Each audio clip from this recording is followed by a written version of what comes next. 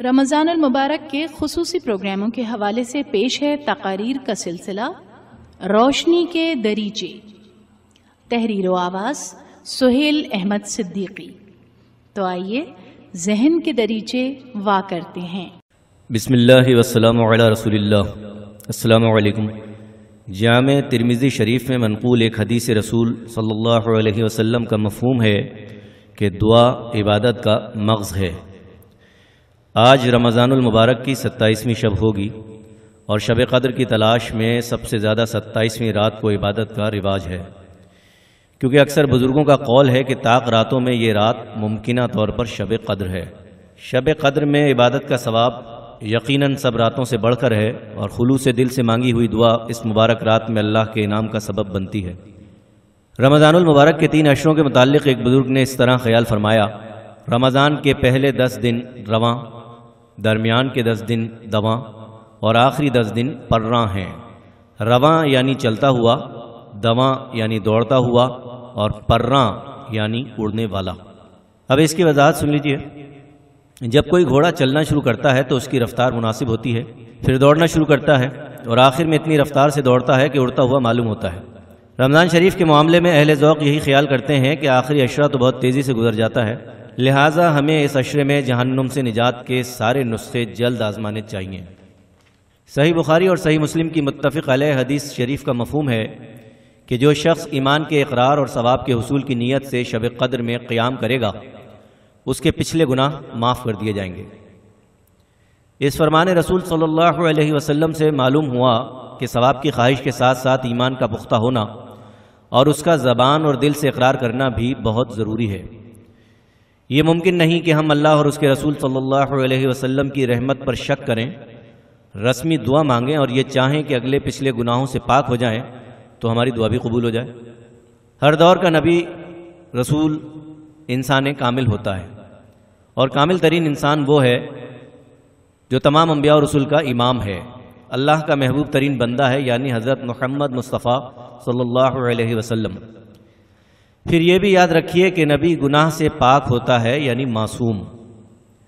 جب ایسا انسان بھی روزانہ سینکڑوں مرتبہ اپنے رب سے استغفار طلب کرتا ہے، گناہوں کی بخشش کی دعا کرتا ہے، تو ہمیں بھی سنت رسول صلی اللہ علیہ وسلم پر عمل کرتے ہوئے کثرت سے دعائے مغفرت اور جہنم کی آگ سے نجات کی دعا کرنی چاہیے، خصوصاً شب قدر میں۔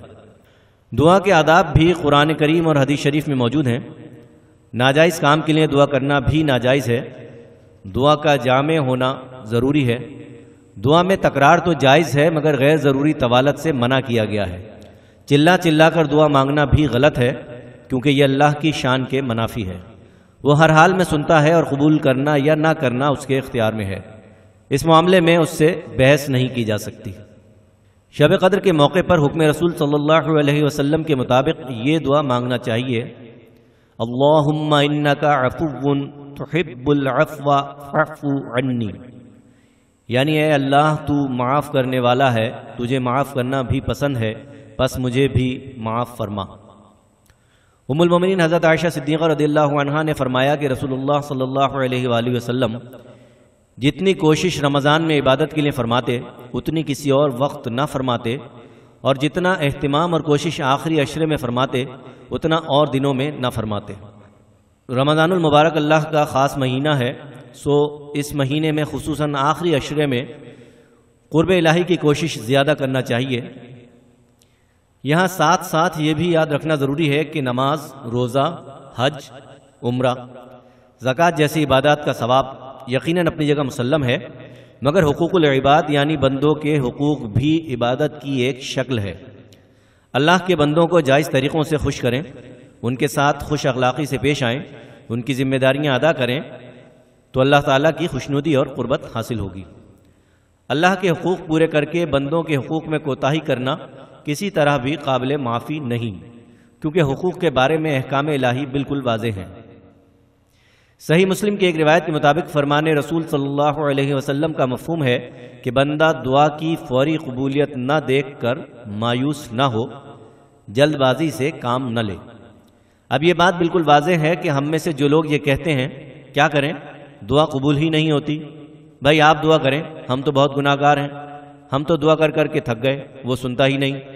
یہ سب کلمات مایوسی کا اظہار ہیں، ان سے گریز کرنا چاہیے۔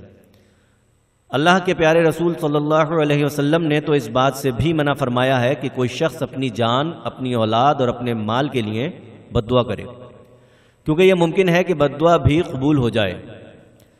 ذرا سوچئے، ہم میں سے کتنے لوگ ایسے ہیں جو ذرا سی بات پر اپنی اولاد کو بد دعا دیتے ہیں، برے سے برا کلمہ منہ سے نکالتے ہیں، غصے میں بالکل بھول جاتے ہیں کہ ہمیں ایسا کرنے کی اجازت نہیں دی گئی۔ شب قدر کا ایک تحفہ پاکستان بھی ہے۔ رب ذوالجلال ہمیں اس انعام کا شکر گزار بنائے اور پاکستان کو صحیح معنوں میں اسلامی ریاست بنانے کی توفیق دے۔ وما توفیقی الا باللہ۔ ابھی آپ رمضان المبارک کے خصوصی پروگراموں کا سلسلہ سن رہے تھے، روشنی کے دریچے۔ مقرر تھے سہیل احمد صدیقی۔ تقاریر کا یہ سلسلہ آپ روزانہ پروگرام مائی ہوم شو کے دوران میں سن سکتے ہیں۔